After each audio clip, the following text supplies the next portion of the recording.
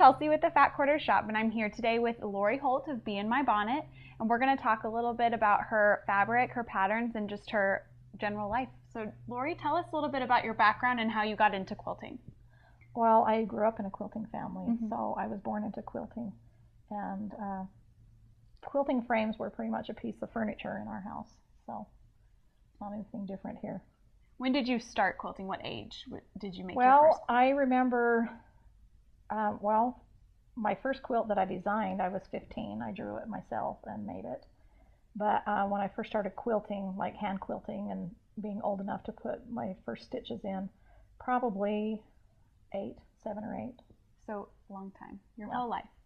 How did that inspire your love of color, and did it have any impact on the aesthetic you came to? Yes, vintage for sure, because my great-grandmother was a quilter, and so my grandmother was, and her sisters, which were all my great aunts who I grew up next door to. And so we used a lot of colorful pieces of fabric from like the 30s, and so that's what I ended up loving. That's why I love the colors that I do. Great. And can you tell us a little bit about your fabric design? How many collections do you have with Riley Blake? 5 so far. 5. And can you tell us a little bit about where you get your ideas for them, what they're inspired by? They're always inspired by vintage things and things that surround me, family memories and things like that. Great. And bake sale is coming to our store very soon. Can you tell us a little bit about bake sale? Well, that comes from my love of baking, and I love all things in the kitchen. I love to decorate in my kitchen, and so I wanted to do a line that I could feel free to just go crazy and do a lot of projects for the kitchen. Yeah, what kind of projects do you see using bake sale? Well, I'm going to be doing aprons, and I want to be doing a tablecloth, some quilts, and placemats, and just napkins and pot holders, anything. Yeah, anything great ideas for everyone. That's right. Yeah. And you have your pattern company, Bee in My Bonnet. When did you start designing patterns? Well, I've always designed patterns, but I made them into my own pattern company in 1994. Okay. And where do you come up with ideas for your patterns? Everywhere. Everywhere? Everywhere. Yeah. Do you keep a sketchbook, or how do you draw them out? I keep a sketchbook constantly. I never have enough time to do all of the ideas that I think of. Of course, understandable. How do you design your patterns? Do you use the computer, paper? I don't use the computer to design. I draw everything. You draw it all out? I draw on graph paper.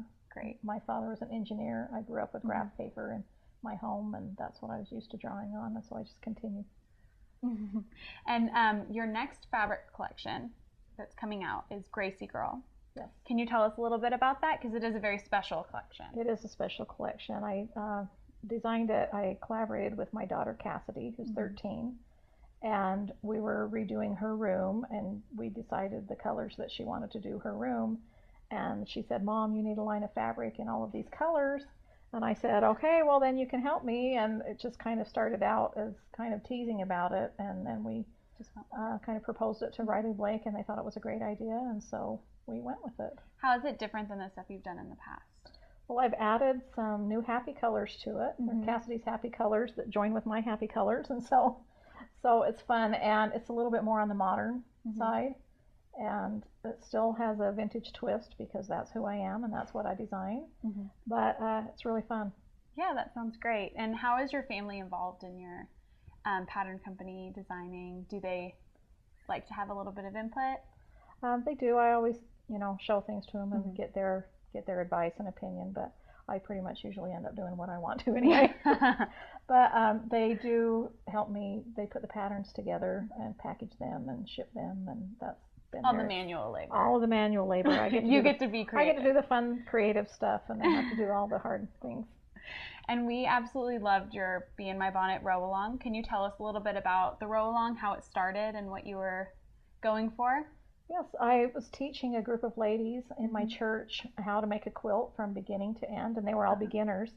And so I knew that it was going to be like a year-long thing, and so I decided to go ahead and design the blocks and put them on my blog as a tutorial for each block, so that they could, if they missed a class, then they could go on my blog and check out the tutorial and be caught up. Didn't have to reteach it. And I decided to do it as a row so that they could repeat the same block several times so that they could understand the method of that block, so that they could be learning as they were going. And did you know what you were going to do from the beginning? Did you know you were going to have apples? I sort of did, but I didn't know everything for sure. I just kind of sketched it out. They wanted a quilt that went on a twin size bed. Okay. And so that's where I started from, and I just went from there. I kind of made it a surprise as we went along on the blog, and no one ever knew what each block was going to look like or be until. And they were all more charming than the next, so you can find the tutorials on really fun. Lori's blog. Do you have any future row-alongs you're planning? Right now we're doing the Quilty Barn Along. Yeah, I have the Quilty Barn Along, and I have another quilt along that I'll be planning after that. So much fun. Can you tell us a little bit about the Quilty Barn Along? Well, I did the Farmer's Wife quilt, and when I was finished, I had a special piece of backing fabric that I wanted to put on the back, but I come to find out I didn't quite have enough, and it took me 2 years to make the quilt, and I couldn't get the fabric anymore, and so I decided I needed to make that piece bigger by piecing some blocks into it to make the back bigger, and so I decided to draw up a barn block. What better for a farmer's wife? Because it went on the back of the Farmer's Wife, and so I made 4 barn blocks to put on the back there, 3 or 4, and decided that they would make a really cute quilt, and decided that would be my next quilt along. Others might have fun making barns, so that's what we're doing now. And how are each barn block different? Because they start out fundamentally the barn is all the same. Each barn itself is the same, but on the 6-inch block. So then I have the tutorial for each block. And what kinds of blocks can people expect? Like beginner to? Beginner to, and they're just traditional. Okay. They're just traditional blocks that you might see on the side of a barn or the front of a barn today. Yeah, definitely. Well, thank you so much for having us, Lori. For more information, visit our website at www.fatquartershop.com.